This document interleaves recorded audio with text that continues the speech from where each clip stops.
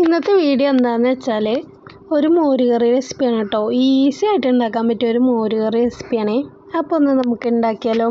അതിനായിട്ട് ആദ്യം തന്നെ ഒരു മൺചട്ടി വെച്ച് കൊടുക്കുക. അതിലോട്ട് ചെറുതായിട്ട് അരിഞ്ഞ് കുമ്പളങ്ങ ഇട്ട് കൊടുക്കുക. ഒരു നുള്ളു മഞ്ഞൾപ്പൊടി, ഒരു നുള്ളു ഉപ്പ്, കുറച്ച് വെള്ളവും കൂടി ഒഴിച്ച് നന്നായിട്ടൊന്ന് വേവിച്ചെടുക്കാം കേട്ടോ. അപ്പോൾ ഇതിൻ്റെ ഇടയിൽ നമുക്ക് അരപ്പ് തയ്യാറാക്കാം. അതിനായിട്ട് ജാറിലോട്ട് കുറച്ച് തേങ്ങ ഇട്ട് കൊടുക്കാം, ചെറിയ ജീരകം ഇട്ട് കൊടുക്കാം, ഒരു 5 ചെറുള്ളി, 2 വെളുത്തുള്ളി, 2 പച്ചമുളക്, ഒരു നുള്ളു മഞ്ഞൾപ്പൊടി ഇട്ട് ഒന്ന് അരച്ചെടുക്കാം. ഇനി ഇതിലോട്ട് കുറച്ചും കൂടി തൈര് ഒഴിച്ച് നമുക്ക് ഒന്നും കൂടി അരച്ചെടുക്കാം.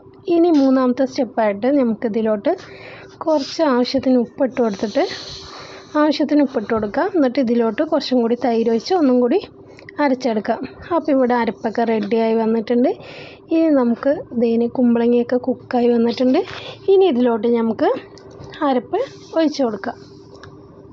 ഇതുപോലെ അരച്ച് കൊടുത്ത് പച്ചമുളകൊക്കെ മാറി ഒന്ന് തിളച്ച് വരട്ടെ കേട്ടോ.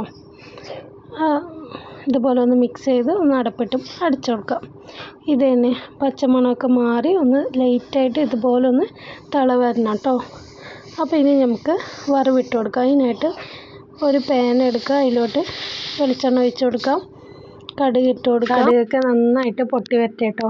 ഇനി ഇതിലോട്ട് നമുക്ക് കറിവേപ്പിലയും അതുപോലെ തന്നെ കപ്പൽ മുളകും ഇട്ട് കൊടുക്കാം. ഇതൊക്കെ നന്നായിട്ട് മൂത്ത് വന്നാൽ നമ്മുടെ വറവ് റെഡി ആയിട്ടുണ്ട്. ഇനി മോരുകറിയിലോട്ട് നമുക്കിതൊന്ന് ഒഴിച്ച് കൊടുക്കാം. അപ്പോൾ ഇതിന് ഈസി ആയിട്ട് തയ്യാറാക്കാൻ പറ്റിയ ഒരു മോരുകറി റെസിപ്പിയാണ് കേട്ടോ. അപ്പോൾ മസ്റ്റായിട്ട് എല്ലാവരും ഒന്ന് ട്രൈ ചെയ്ത് നോക്കാം. അടിപൊളി ടേസ്റ്റാണ് കേട്ടോ, ചുമ്മാതെ പറയല്ല. അപ്പോൾ എല്ലാവരും ഒന്ന് ഉണ്ടാക്കി നോക്കണേ, എന്നിട്ട് കമൻ്റ് ചെയ്യണം കേട്ടോ. Thanks for